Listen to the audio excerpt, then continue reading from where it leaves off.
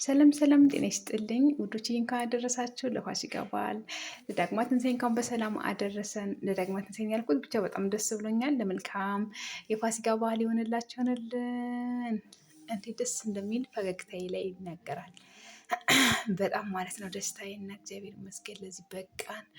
ክብሩን እሱ ስድ ያርግ እግዚአብሔርዬ። በጣም ነው የማመሰግነው። ከልጅ ያገናኘኝ ከሀገሬ በሰላም ያስገባኝ እግዚአብሔር ይመስገን። እንግዲህ ከሌሊቱ 9 ሰዓት ተነስተን ማለት ነው በዚህ መልኩ ልንፈስግ ልናፈጥር እንግዲህ 9 ሰዓት ላይ ነው ማለት ነው። እንደዚች አድርጌ ባለቤቴን፣ እናቴን፣ ጓደኛዬን፣ ልጄን፣ እኔን ሆነን ልንፈስግ ቁጭ ያልን ማለት ነው። እኔን ቀድሚያቸው የተነሳው እነሱ ተኝተዋል።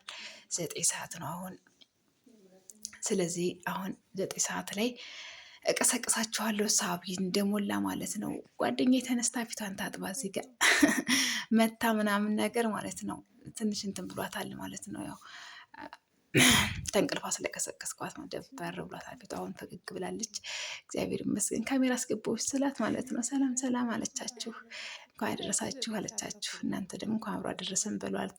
የኔ ውድ ጓደኛ የዋትማ ሁሉ ነገሬ ዋትማ የኔ ውድ ነገር አብረን ነው እንግዲህ ፋሲካን። የእሷም ቤተሰብ አሏት እንግዲህ የኔም ማለት ነው። እና ግን እኔና እሷ ፋሲካን አንድ ላይ ነው የምንውል።